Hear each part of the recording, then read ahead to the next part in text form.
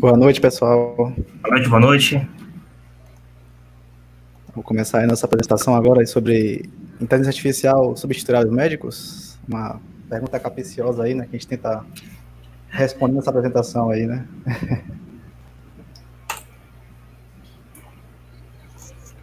Bom, apresentando, né, todo mundo da equipe aqui, meu nome é Prabático Mar de Oliveira, sou mestrando em Ciência da Computação na área específica de Visão Computacional na UFBA, graduado em Ciência da Computação, atuo em projetos de pesquisa, desenvolvimento e inovação no Senai Cimatec, tenho experiência com inteligência artificial e visão computacional e atuo nos projetos de IA também aplicados a séries temporais e dados na área de saúde.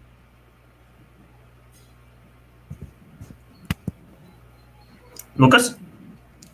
Bom, meu nome é Lucas, né? Lucas Alves, eu também sou formado em Engenharia de Computação na UFBA, mestrando em Engenharia Elétrica na UFBA, na linha de Sistemas Computacionais e Robótica, e também atuo no Senai Cimatec nessa linha de inteligência artificial, né? Usando também algumas ferramentas como TensorFlow, Scikit-learn e etc. Certo, e para finalizar, eu sou o Flávio, sou mestrado em Sistemas Complexos, lá do Senai Cimatec. Sou pós-graduado em BI e Big Data, lá pela Unifax. Também graduado em Sistema de Informação na Unifax. Tá? Atuo com os outros dois em pesquisa e desenvolvimento lá na linha de IA, lá no Senai Cimatec. E tenho experiência com Deep Learning, CUDA, OpenCV, HPC, BI, Big Data, enfim. Tá? Só um detalhe, vamos estar fazendo no final perguntas e respostas, tá? Então, qualquer pergunta, qualquer dúvida que vocês tenham, bota nos comentários, que aí no final a gente vai estar verificando. Beleza? Pronto. Vamos falar um pouco sobre o cronograma, tá? A gente vai falar um pouco sobre o que é IA. As aplicações na medicina, certo? Ferramentas com suporte à medicina. Um tópico importante que é o COVID-19, beleza? Limitações da IA e, afinal, responder a nossa pergunta, tá? E no final tem as perguntas e respostas, beleza? Então, essa questão, né, antes de a gente começar a aprofundar um pouco mais, né, tem essa pergunta do que é a inteligência artificial, né? É um conceito bem geral, então muitas vezes as pessoas têm, às vezes, essa visão dos filmes de ficção científica, né, do Senhor do Futuro, Skynet.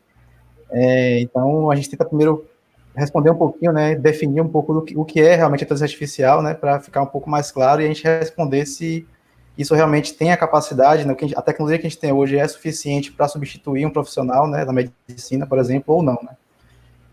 Então, a gente botou essa Skynet aí só como uma visão que às vezes as pessoas têm, né, que está um pouco... Ainda está muito para frente isso aí, né.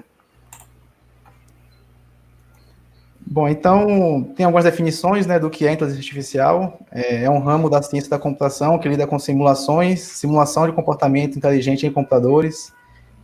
Outra definição seria a capacidade de uma máquina de imitar o comportamento humano inteligente. Ou um sistema computacional capaz de executar tarefas que normalmente exigem inteligência humana, como percepção visual, reconhecimento da fala, tomada de decisão e tradução entre idiomas. Então, realmente, a inteligência artificial é um termo bem amplo, né? Até um pouco difícil, às vezes, de você definir bem, né, esse termo. Então, pode até passar o slide, Flávio. Então, tem alguns exemplos, né, de aplicações da inteligência artificial, né? Então, por exemplo, problemas de busca e otimização, né? Um exemplo, às vezes, que é bem usado, né? Você quer encontrar a melhor rota para fazer um determinado caminho. Então, você pode testar todas as possibilidades, né, para encontrar qual é o melhor caminho, o caminho mais curto, ou você pode usar algum tipo de heurística, algum algoritmo, né, para tentar não testar todas as possibilidades, porque isso aí, dependendo do seu problema, pode ser um custo computacional muito grande. Então, por exemplo, existe um algoritmo aí de inteligência artificial, né, chamado enxame de partículas, né, um exemplo, a gente botou aí um GIF, que ele tenta resolver esse tipo de problema. Então, é uma das linhas, né, de aplicação, por exemplo, da IA. Métodos probabilísticos também, né? Então, você não tem certeza de alguma coisa, então você tenta meio que saber, pelo menos, probabilidades, né, de algo ocorrer ou não. Então, a gente botou aí um exemplo, né, de um geyser que tem nos Estados Unidos e que foi encontrado um padrão para você mais ou menos saber quando que ocorre a próxima erupção, né? Então, se a erupção atual durou em torno de 2 minutos, a próxima vai ser mais ou menos a cada 50 minutos, né? Mas se ela for uma erupção mais longa, de 6 minutos, por exemplo, então você vai demorar mais tempo para ter a próxima erupção. Então, você tem como calcular probabilidades, né, de quando um evento pode ocorrer, né? Então, seria também uma outra aplicação. E um outro exemplo também que é bem comum hoje em dia, né, são de classificadores. Então, você tem lá um modelo que você quer, por exemplo, classificar se imagens são de cachorro ou de gato. Então, você tem um modelo que consegue fazer esse tipo de classificação a partir da imagem, né? Essa imagem é bem interessante porque ela justamente mostra alguns dos termos que são muito usados hoje em dia, né? Você tem o termo da inteligência artificial, que seria um termo mais geral, também mais antigo, né? Então, desde a década de 50 já se usa esse termo, né? Os algoritmos e tal que já foram desenvolvidos desde lá. Você tem um outro conceito um pouco mais recente, né? Que é o de aprendizado de máquina, o machine learning, e que está dentro, que seria um subgrupo, né? Da inteligência artificial. E por último a gente tem o deep learning, que é o aprendizado profundo, em português, né? Portuguesando um pouco aí o termo, que ele já é um pouco mais recente, né? A partir de 2010, mais ou menos, que começou a ter mais um pouco essa explosão do uso do Deep Learning. Sim, e basicamente a gente não quer entrar na parte muito técnica, tá, da coisa, até porque senão a gente precisaria passar a noite inteira, no mínimo, para explicar. Mas do lado esquerdo temos aí uma imagem explicando um pouco sobre o que é um neurônio, tá, um neurônio artificial. Tá? Temos algumas entradas de X1 a XN, W1 a WN são os pesos respectivos. Enfim, essa imagem é um neurônio. Quando a gente está falando de redes multilayer perceptrons, por exemplo, são multicamadas com vários neurônios. Então, se a gente está falando de deep learning, possivelmente a gente esteja falando de muitos neurônios. Tá? Então, só para se terem ideia da complexidade da coisa, que ali temos um neurônio e às vezes tem redes que tem milhares de neurônios, então pode ter até poucos neurônios, tá? Mas essa que é a grande complexidade da coisa, tá? Então, aqui, por exemplo, já temos uma outra técnica, que é de CNN, Convolutional Neural Network, tá? Mais utilizado para imagens, tá? Nesse caso daqui é 2D. Tem esse site aí como referência para vocês, se vocês quiserem fazer teste, enfim. Eu tirei essa imagem de lá, da qual você desenha um número e ele mostra o processo que ele fez até identificar.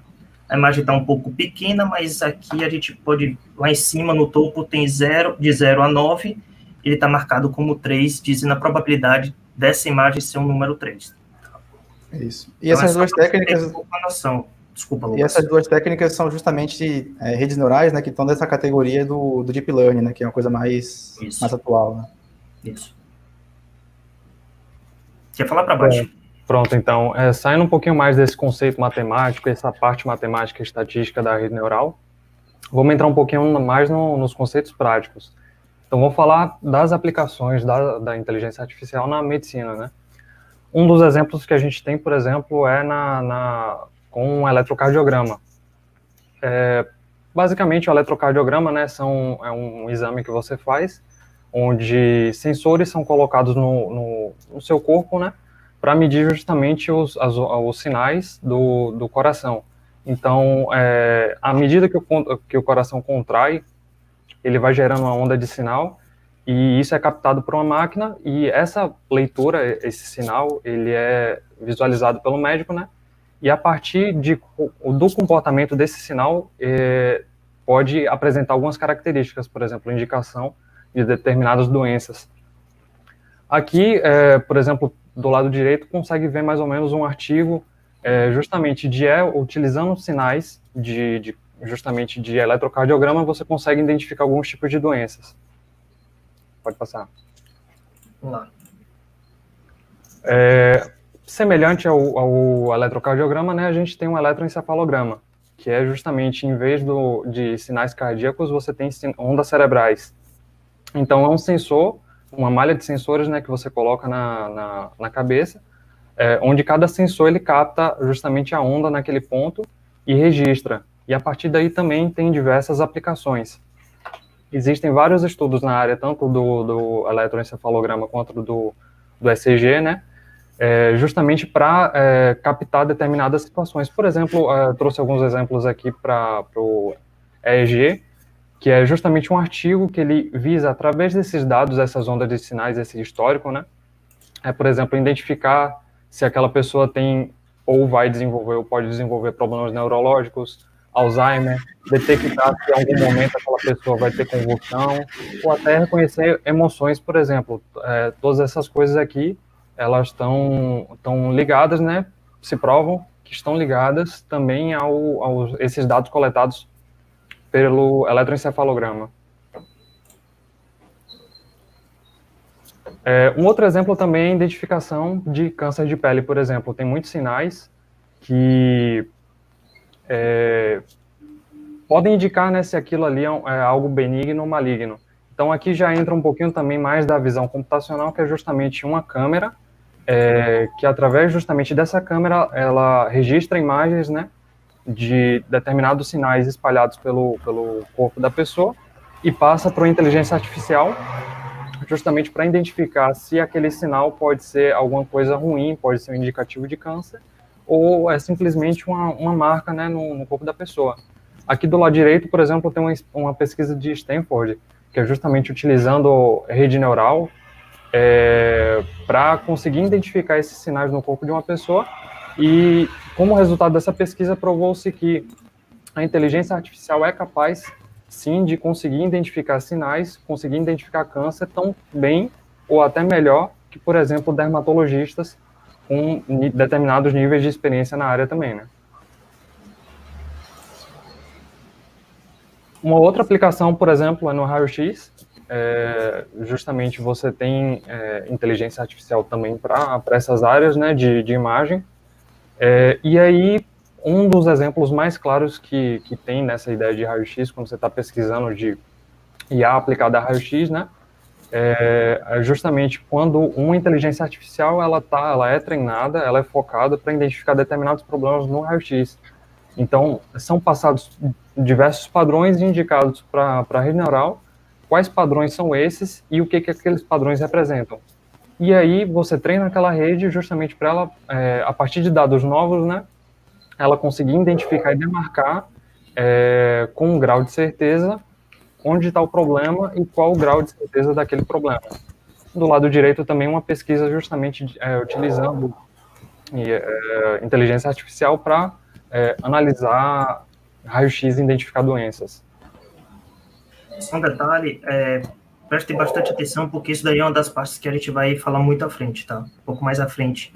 A gente vai falar muito, um pouco mais à frente, tá? Então, essa parte tanto de raio-x como essa próxima parte, que é a tomografia computadorizada. Pode prosseguir, Claudio, você que manja mais. Um outro campo é justamente a tomografia computadorizada. É quase o mesmo conceito do raio-x, só que a diferença, a tomografia é um exame que é um pouco mais caro, né? Então, mas um dos benefícios dela é que ela fornece informação tridimensional, justamente você tem todo aquele volume. Então, aqui você também tem um foco de identificar doenças em diferentes regiões do corpo, a depender de onde estiver sendo a tomografia. Mas aqui você tem uma vantagem de que você consegue identificar o volume e a proporção daquela doença no corpo da pessoa. Então, você consegue identificar, por exemplo, aqui tem um cisto, esse cisto tem tamanho tal e está localizado tal. Então, você consegue identificar, ser muito mais preciso justamente no diagnóstico, e até, caso vai fazer uma intervenção, você sabe a localização exata daquele tipo de mal no corpo da pessoa também, ou até se não tiver mal nenhum, né? E também esse exame acaba dando um nível maior de informação para o modelo, né, dá mais detalhes, então, às vezes, há uma tendência, em alguns casos, né, de ter uma precisão maior, né, na classificação do problema, né, da pessoa, sim, do que o raio-x, por exemplo. Né? Uhum. E nesse caso aí, para quem é mais fã dessa parte de ficção científica, temos aí algumas imagens, tá? Alguns GIFs, na verdade, falando principalmente do lado esquerdo ali, para quem é fã do Star Trek. Por exemplo, o tricoder, tá? Que é um dispositivo que eles, basicamente, Tricoder Health, na verdade, que é a parte médica, que eles analisavam a parte pessoa para saber qual o problema que a pessoa tinha, enfim, tá? Tinha outro Tricoder, mas não vem ao caso. Tem do outro filme ali, que eu acho que é Elysium, foi esse que vocês comentaram? Exatamente. O Elysium, né, tem uma máquina lá que a pessoa entra lá e ele consegue identificar, né, a doença que a pessoa tem e tal, e até arranjar uma cura, né? Fazer reparos na pele da pessoa, né, se a pessoa tiver com alguma cicatriz, né, alguma arranhão, alguma coisa do tipo, né? Acho que está um pouco distante, né, dessa realidade, né, mas quem sabe um dia, né? Nessa situação de ficção científica, a gente vê que às vezes ele vem bem sutil, presente em alguns filmes, séries, enfim, ficção científica, e normalmente são extremos, né? Ou é uma inteligência artificial, um maquinário poderoso que ela te cura, reconstrói tecidos, ela identifica problemas, enfim, faz cirurgias complexas, ou então é que nem a Skynet, por exemplo, que é simplesmente um robô maligno que quer matar a humanidade e exterminar por um bem maior. Então tem sempre essa pegada bem dramática. Ou um extremo ou outro extremo. Então, aí a gente vai falar um pouco agora sobre Covid, tá? São pesquisas quentes que estão rolando, a gente está falando do estado da arte, tipo, mais puro, que tem de tecnologia a gente está utilizando. A gente que eu estou falando, pesquisadores em geral, tá? No caso, primeiro, saiu na Época Negócios, sobre o Hospital das Clínicas, da Faculdade de Medicina da USP, certo? Que eles estão querendo utilizar a inteligência artificial para acelerar o diagnóstico do COVID. O site deles é o Radvid19, vocês podem acessar para dar uma olhada, para dar uma pesquisada, só que, pelo que eu percebi, ele ainda é privado para instituições médicas. Tá? Então, para você fazer o cadastro, você precisa disso. Tá? Tem um outro também, que também é do Hospital das Clínicas, que fala que os pesquisadores acreditam que pela voz dá para identificar se a pessoa está com sintoma de Covid ou não, tá? E um dos pontos legais é para que eles tentam verificar a evolução da doença, se você está melhorando ou está piorando através da doença, ou da voz.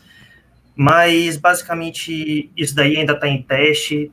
Na verdade, eu não sei a que ponto está, porque não publicaram o site, não teve publicação ainda. Só vi, basicamente, aí pelo Jornal Nacional eles comentando, tá? Tem esse projeto aqui do Senai Cimatec, que é onde a gente trabalha, que, inclusive, a gente está fazendo parte, liderado pelo doutor pesquisador, né, Eric Sperandio, que é parceria com a Repsol Sinopec e o Senai, diretoria nacional, certo? Que a gente está trabalhando com algumas coisas. Por exemplo, identificação também de suporte a diagnóstico de raio-x. Então, a gente faz o upload de uma imagem de um paciente e ele diz se é suspeito ou não suspeito a COVID. Então, por exemplo, temos do lado esquerdo uma pessoa teoricamente normal, tá? O sistema está mostrando que é 97% de probabilidade de ser normal. O do meio, que está dizendo que ele tem 100% de suspeita de COVID. Lembrando, ele não dá o diagnóstico, ele é de suporte a diagnóstico. Então, o médico ainda tem que laudar para isso, e também exames clínicos, tá? Sangue, mas daí já ajuda, triagem, enfim. E também, sem suspeita a COVID, do lado direito, a gente vê que é um pulmão que também não está tão normal, mas pela rede está dizendo que é sem suspeita de COVID, tá? Um detalhe importante que a gente tem que ficar atento é que, por exemplo, com essa imagem do meio, fizeram um raio-x da pessoa, a pessoa está usando corrente metálica com possivelmente uma aliança, um crucifixo. Isso para a rede neural é um problema grande. Por quê? Porque a gente identifica isso daí como anomalia, tá? Isso daí não é um padrão que é apresentado, pelo contrário. Isso daí apareceu nesse caso, tá? E vamos estar... a gente tem que trabalhar de uma forma que mostre o pulmão, a gente identifique o pulmão, tá? Utilizando segmentação de imagem, enfim, algumas outras técnicas que a gente pode estar trabalhando. Se algum de vocês quiserem falar, pode falar, tá? Não, é só sobre essa questão que você comentou, né, que é justamente um dos problemas com a questão do aprendizado de máquina, né? Os dados são muito importantes, né? Então, se você tem dados com algum tipo de problema ou defeito, você tem que realmente arrumar, porque isso pode acabar influenciando no resultado do seu modelo, né? Então, como você comentou realmente. Nesse caso, ou, por exemplo, ou enaltecer as regiões que você indica que são importantes para a rede neural estar focando realmente, ou no caso da segmentação, que é o que é segmentação, é justamente você remover o que você não tem interesse em passar para a rede neural e passar para ela simplesmente qual é o foco do problema. Por exemplo, nesse caso, a segmentação seria, vamos supor, do pulmão, onde você passaria apenas o pulmão, a região do pulmão, né, na imagem para a rede neural estar atuando. Tá, só um detalhe que eu quero deixar bem importante. Todas essas imagens que a gente está mostrando aqui de pacientes são imagens públicas anonimizadas, tá? Porque há um Conselho de Ética de Medicina que fala justamente isso, que a gente não pode saber quem são os pacientes, enfim. Então, todas essas imagens são imagens públicas para a gente estar podendo mostrar, tá? Outra parte também que a gente faz é tomografia computadorizada de uma lâmina, no caso, aquele slide que a gente mostra como é feito toda a parte de tomografia, tá? Então, a gente tem um modelo que reconhece só uma lâmina, que é, no caso, um corte, tipo, entre aspas, como se fosse da pessoa, tá? Para a gente fazer essa análise. E temos também uma outra rede que trabalha com 16 lâminas, então são 16 imagens em sequência e ele consegue ver todas as imagens na direção. Então, por exemplo, nessa imagem de uma lâmina, a gente está utilizando CNN 2D, tá? Então, a gente tem uma imagem só em 2D, e para 16 lâminas, a gente está trabalhando com CNN 3D, porque a gente precisa ver a profundidade. Então, por exemplo, as camadas do pulmão, tudo certinho, a gente precisa ter essa noção, e faz diferença, porque pode ter diferença ali entre uma lâmina e outra, que se a gente usar só o 2D não faz sentido, tá? Alguém quer comentar alguma coisa sobre isso? Foi? Beleza. Temos também existem algumas ferramentas para a medicina com IA, tá, que já estão disponibilizadas. Trouxemos 3, tá? Só fazer um parênteses, Fernando, depois eu passo o link no final, tá? Que eu já vi que você postou aí, sem bronca. E temos, por exemplo, a NVIDIA Clara, que ele trabalha com imagem, basicamente segmentação de imagem, se não estou meramente enganado, parte de genoma e parte de IoT para medicina, que é IOMT, certo? Então, eles focam mais em uso de placa de vídeo, então isso daí ganha performance, tá? Tem o Google DeepMind, certo? Que isso daí é um artigo publicado deles para doenças da retina, tá? Então, já não estamos falando mais só de COVID, mas para estudo verificar qual é o tipo de doença da retina. E tem também IBM Watson Health, que eu lembro a parte de oncologia e genoma, tá? Eu acredito que tenha mais outras partes, mas nesse caso a gente trouxe falar um pouco sobre essa parte de oncologia e genoma, tá? Esse aí foi uma notícia interessante, né, que saiu lá na China, né, os pesquisadores conseguiram desenvolver, né, uma empresa lá em parceria com a hospital e tal, desenvolver um sistema de inteligência artificial, né, chamado BioMind, e a ideia seria diagnosticar, né, a parte de tumores e hematomas cerebrais, né. Então, da mesma forma como até o Prabhat comentou, né, que teve meio que uma competição, né, entre o desempenho de um modelo de rede neural, né, tipo uma inteligência artificial com dermatologistas para a parte de câncer de pele, também fizeram um pouco disso. Eles reuniram um grupo de médicos, né, e aí passavam lá as imagens, né, eram 2 rounds, né, o primeiro round com imagens de tumores cerebrais e um segundo round a parte de hematomas cerebrais, né, com perguntas, né, sobre essa questão das características do tumor e tal, para poder ver realmente, né, se os especialistas, o grupo de especialistas humanos, né, médicos, teriam uma superioridade em relação ao algoritmo, né? E acabou que realmente a IA acabou superando, né? No primeiro round, que é a parte de tumores, ela conseguiu 87% de acurácia, enquanto os médicos conseguiram apenas 66%, né? E numa velocidade também maior do que em relação ao que um profissional humano, né, um grupo de humanos conseguiu. E no segundo round, o modelo conseguiu 83% de acurácia, enquanto os médicos conseguiram 63%, né? Então, Acontece muito essa questão, né, de competição, para você comparar o desempenho de um humano com a máquina, né? Isso é bem recorrente, né? Para até ver realmente a que nível tem, né, o desempenho desses modelos, e nesse caso aí foi interessante que superou, né, e por uma margem até relativamente grande, né. Então, foi um caso interessante aí aplicado na medicina, né. Nesse caso, assim, não é o único exemplo que a gente tem a inteligência artificial, ela não é nova, né, ela já é um pouquinho antiguinha, mas você vê que quanto mais vai avançando a capacidade computacional, a capacidade de processamento, mais ela vem brilhando aos olhos, né, então, quanto mais tempo passa, mais você quer ver o quanto a inteligência artificial é capaz de identificar e comparativamente também com especialistas na área. Então, isso tem diversas áreas, não só medicina, mas medicina em específico você tem na área de dermatologia, você tem justamente na área de imaginamento, você tem vários exemplos justamente de promoção de competições onde você tem uma equipe altamente especializada de médicos que eles chegam num consenso sobre um diagnóstico e a rede neural também chega e você compara, né, aquilo ali com a realidade. Mas, assim, também não está restrito à medicina, a gente tem exemplos disso também, por exemplo, na advocacia, onde você tem um volume grande de dados para analisar e dar justamente um laudo final. Esse aí também é uma outra ferramenta, né, que está disponível, uma pesquisa, né, na verdade, assim, um modelo que foi desenvolvido no Canadá, né, por um grupo em parceria com o hospital de lá, né, e o grupo da universidade, e também, como eles deixam claro aí, né, não é voltado para um uso médico, né, então, até como o Flávio também falou, né, esses modelos e tal sempre precisam ter realmente um diagnóstico médico final, né, ele é uma ferramenta de suporte, e nesse caso aí, o objetivo mais é as pessoas terem acesso, né, conhecer um pouco de como funciona a aplicação disso, né, então ele basicamente é um site, você acessa lá, vocês podem pesquisar aí, esse Chester AI Radiology Assistant.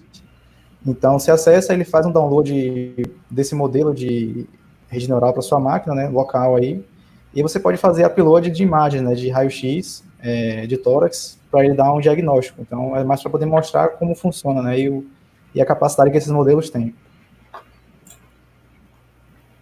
Então, aí é um exemplo da página, né, então você tem lá a imagem que foi enviada, né, para fazer a análise, ele dá lá uma probabilidade, né, de ter algum tipo de problema, então pneumonia, etc., né, tem alguns problemas ali que podem ocorrer, e também na imagem ele mostra regiões em que esse problema pode estar ocorrendo, né, digamos assim, são regiões que foram destacadas, né, pelo modelo, né, o que ele identificou que tem de diferente e que pode estar causando algum desses sintomas que ele mostra ali no lado direito, né.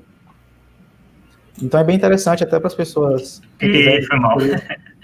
Tranquilo. Quem tiver interesse, né, entrar no site e olhar, é bem legal mesmo. Acho que essa parte agora, né, então a gente já falou bastante aí, né, de toda a capacidade, né, dos modelos, que parece até uma tecnologia mágica, né, então você consegue superar o humano muitas vezes, enfim, parece que é uma coisa de outro planeta, mas tem ainda, né, muita coisa a ser melhorada, a ser desenvolvida, né, pesquisada ainda para ser resolvida. Então, por exemplo, né, uma das coisas que podem ocorrer, né, com modelos de redes neurais, né, são o que é chamado de exemplos adversariais, né.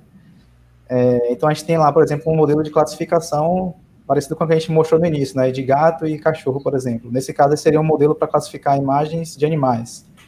Então, você vê aqui na primeira imagem, ele classificou direitinho, né, a foto de um panda, com 57% de confiança, mas ele classificou corretamente.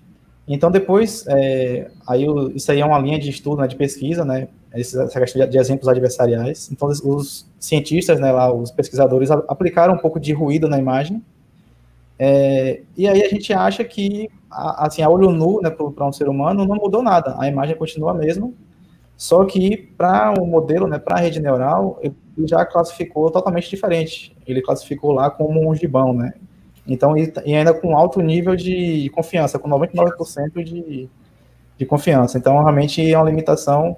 Aí tem a imagem do gibão, né? A gente vê que é bem diferente, né? Então, é um ruído que para um ser humano nunca a gente ia mudar a nossa classificação, né? Mas para um modelo, a aplicação desse ruído já alterou completamente a classificação que ele fez, né?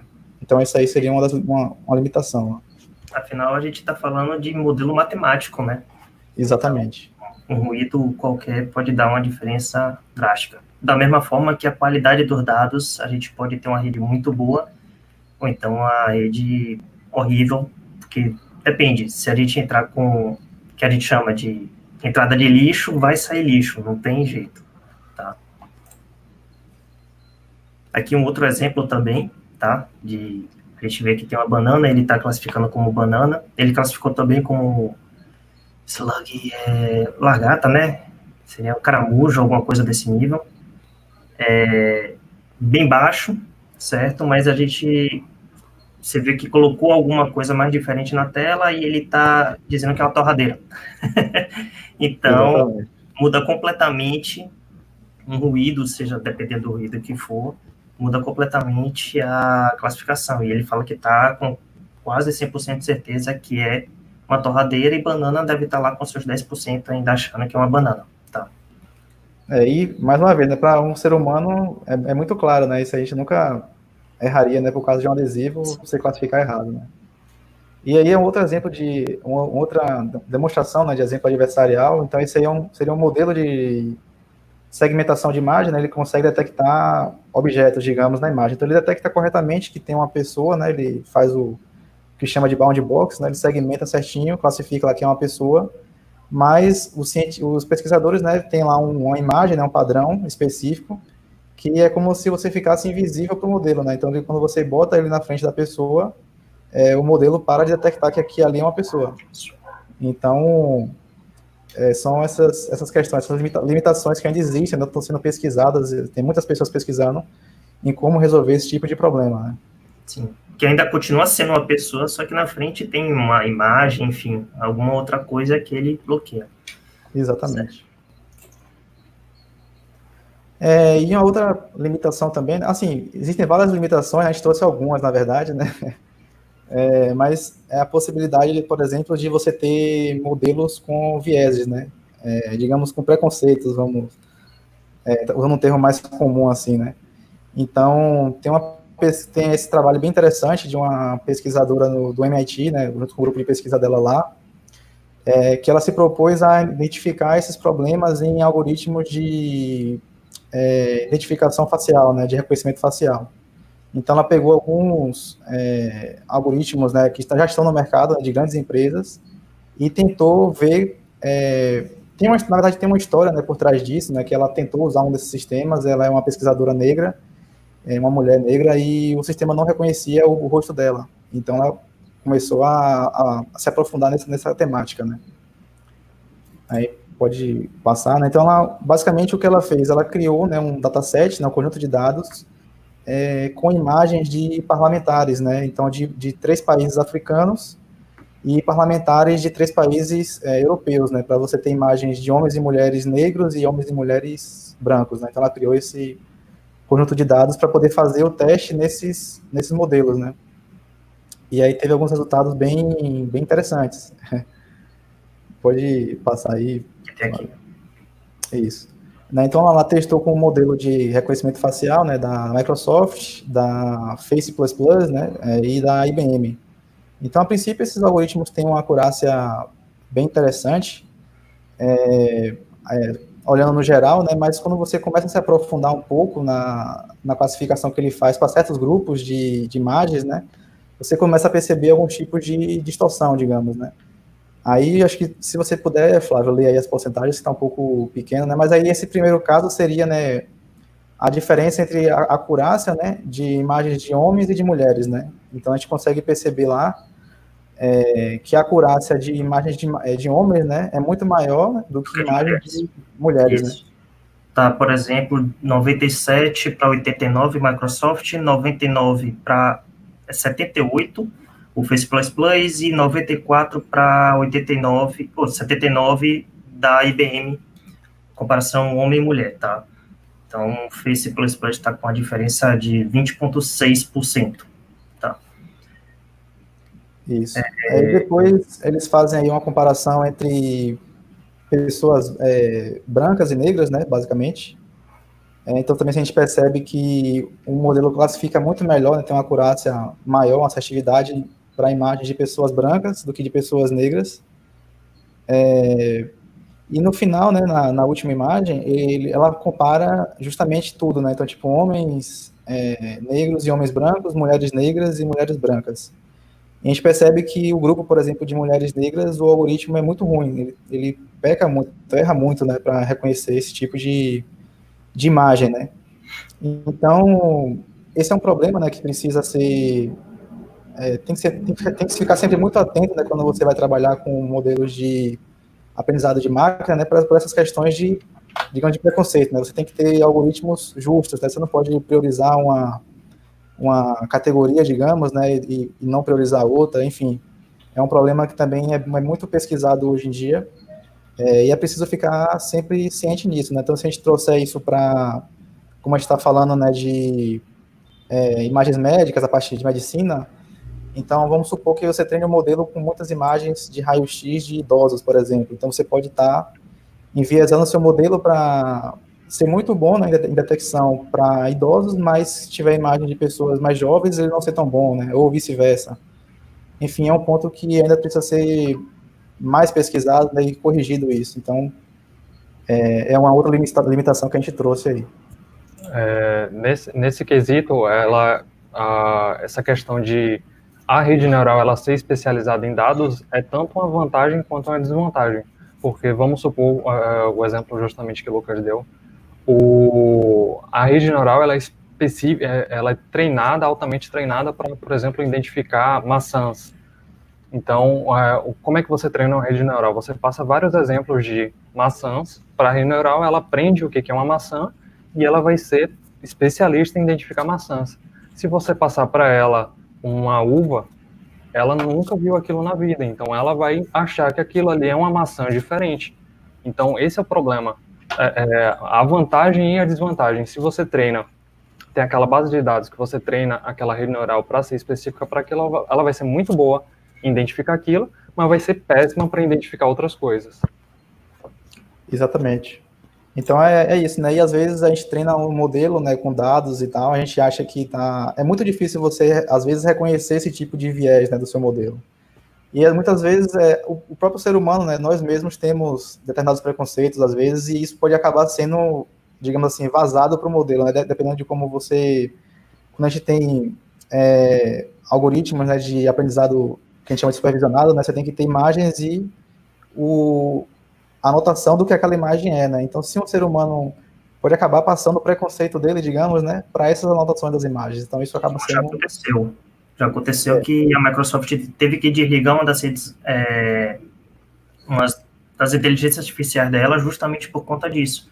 No chatbot que a galera ficava falando sobre preconceito com racistas e, querendo ou não, a máquina aprendeu isso e se tornou racista. Ela teve que desligar. Se não estou meramente enganado, acho que foi a Microsoft, tá? Pesquisem, se for o caso, sobre isso. E aproveitando, já fazer um pouco do gancho aí em relação à nossa pergunta final, hoje o grande problema também da inteligência artificial é sobre, não contextualização, mas sobre o foco. Ela faz bem uma coisa. Se eu aprendi a fazer leitura de pulmão, identificar problema de pulmão, ela vai ser uma boa rede, ela pode vir a ser uma boa rede de identificação de doença de pulmão, tá? Ela é muito especialista, ela não é generalista.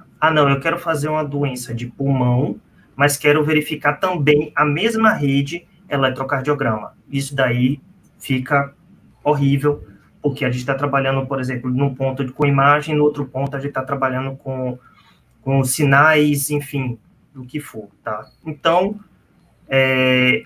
uma boa rede, ela é sempre especialista, nunca generalista, tá?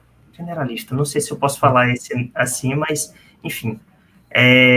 Mas, afinal, substituirá ou não os médicos? Hoje, que a gente falou, ele dá suporte a diagnóstico, ele não faz diagnóstico. Então, por exemplo, que não falei lá no caso do COVID, ele mostra, fala, a suspeita, mas ele não pode laudar isso, tá? Temos hoje algumas redes boas que eles conseguem dar uma precisão muito boa mas não consegue vir a trabalhar, tipo, a gente ter a certeza, até porque se o médico laudar diferente do que a rede passou, é o médico que está assumindo isso, tá? Então, vocês querem complementar alguma coisa que eu falei, ou... Não, acho que é isso, né? A gente mostrou aí, né, que em alguns exemplos, né, de que os modelos, né, a inteligência artificial supera os seres humanos e tal, mas a gente também mostrou justamente algumas limitações, né? Então, é claro que um modelo, né, um sistema computacional vai ter uma eficiência muito grande, né, vai conseguir processar muito mais rápido, por exemplo, do que um ser humano. Então, por isso que é essencial que ela seja uma ferramenta de suporte, né? Ela pode auxiliar o médico a fazer um tipo de triagem ou algo do tipo, né?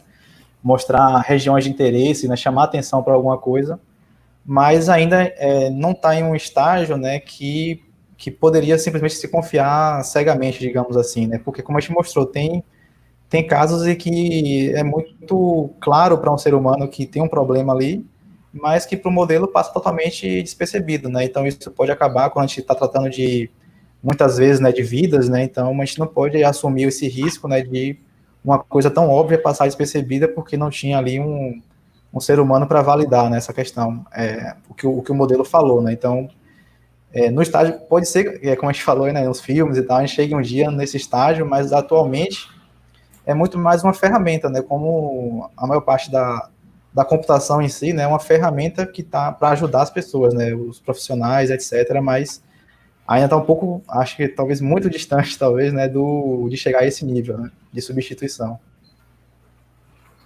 Beleza, então. Vamos agora com algumas perguntas, tá?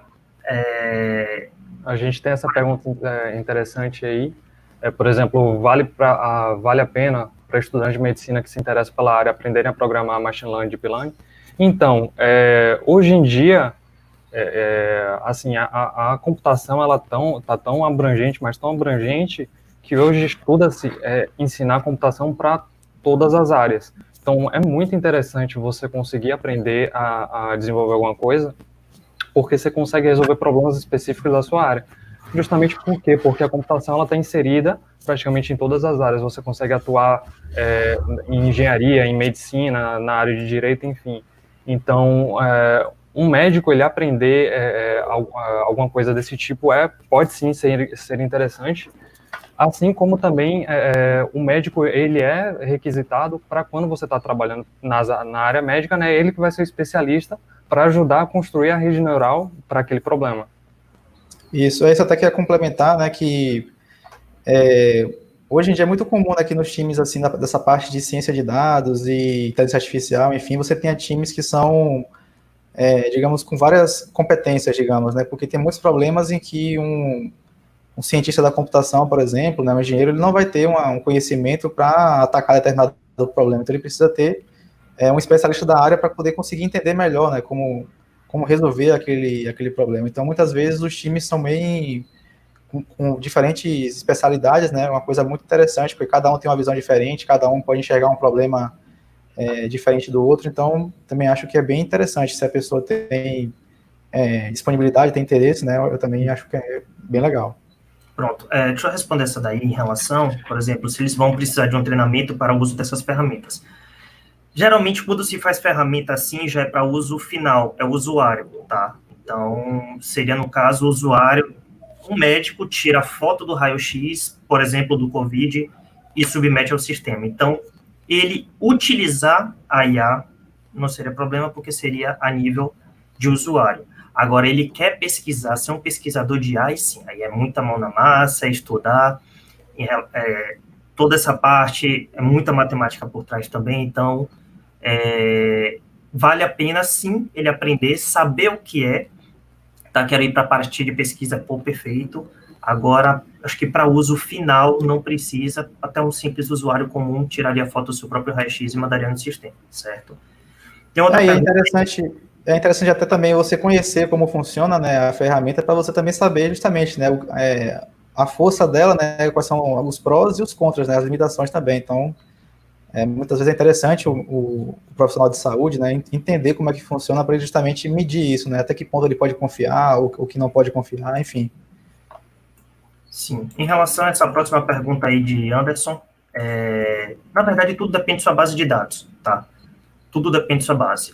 Eu tenho uma base de dados, por exemplo, brasileiro, tá? Por que brasileiro? Brasileiro tem a miscigenação de tudo quanto é tipo de forma característica, tá? Então, isso daí é um detalhe muito importante.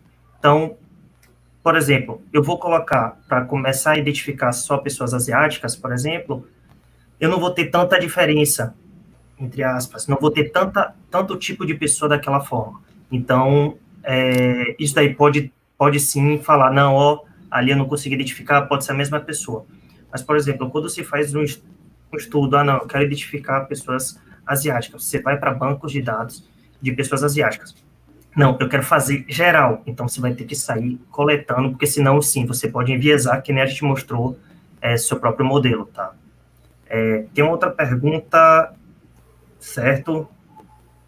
Tá, telemedicina, então, esse projeto que a gente comentou, sobre aplicação de IA, enfim, na telemedicina, pode ser utilizado sim na telemedicina, tá? Não tem problema. Só que a questão o próprio usuário, volto a falar, teria que tirar uma foto para mandar para o médico fazer esse input no sistema e ele laudar. Então, o médico teria que ver o raio-x, verificar o que o sistema deu e confrontar, falar, não, realmente concordo que é ou não, e sim. Ele não está aplicado ainda ao SUS, na verdade, não está aplicado ainda, porque ainda está em fase de teste, algumas coisas, principalmente essa parte do Covid.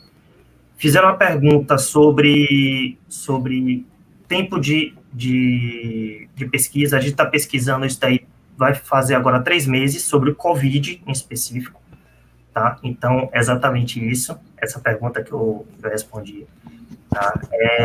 3 meses, estamos trabalhando nisso, temos algumas áreas trabalhando, por exemplo, para baixo aí, está na parte de diagnóstico, essa voltada à imagem. Lucas está trabalhando com a parte de saúde pública e parte econômica, então, prevendo ali dados, por exemplo, de dados, óbitos, enfim, tá? Quiserem falar, pelo amor de Deus, podem falar, tá? Comentando isso. E assim, essa questão de você aplicar inteligência artificial em algum lugar não é uma coisa tão simples de ser feito, justamente por quê? Porque você tem todo um processo envolvido para você construir a inteligência artificial, para você passar dados para ela. Quando você passa dados para ela, você precisa de algum especialista que está indicando o que aquele dado é, ou seja, colocando rótulos, né? E além disso, depois que a inteligência artificial tá finalizada, você também precisa avaliar o quanto aquela IA é confiável e o quanto ela resolve aquele problema. Então, tem todo um processo para você conseguir implantar e conseguir confiar que aquilo ali vai resolver seu problema 100%. Certo. Na verdade dá, tá? Só que a questão você quer utilizar para ser pesquisadora de inteligência artificial para a medicina? Não, quero. Eu sou da área da medicina e quero aplicar a inteligência artificial. Isso daí é mais pesquisa. Então, vamos falar aí, por exemplo, de um mestrado, doutorado. Sim, eu quero fazer isso. Então, você vai ter que começar a pesquisar.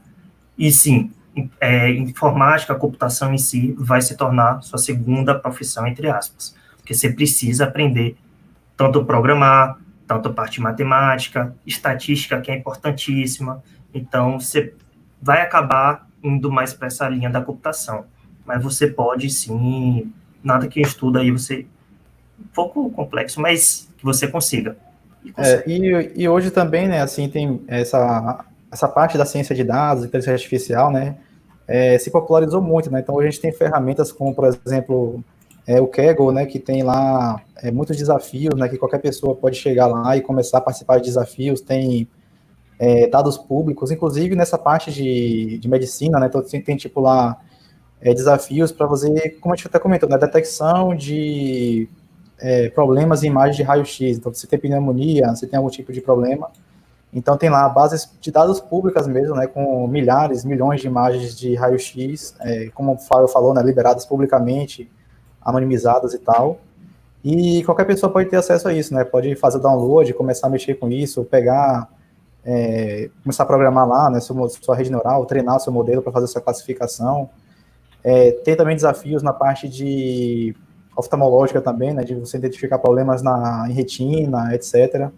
Então, o Kaggle realmente eu acho uma ferramenta muito interessante, né, para quem quer participar, né, dessa questão de desafios que são mais próximos da realidade, digamos assim, né. Tá. E exatamente para finalizar as perguntas, tá? Fernando perguntou qual é o site do primeiro, aquele que eu falei do número 3, tá? Acredito que a equipe vai mostrar. Nosso LinkedIn, vocês podem acompanhar aí, tá? Ali, pode adicionar a gente conversa depois, sem problema nenhum. Tá no slide, então vocês podem voltar um pouco o vídeo e pronto. Demais, obrigado a todos pela participação. Lucas Prabati, obrigado. Obrigado, gente. Só agradecer a oportunidade de poder falar um pouquinho sobre essa área tão interessante aí, né, que a gente trabalha. Obrigado, gente. Valeu. Valeu, obrigado aí.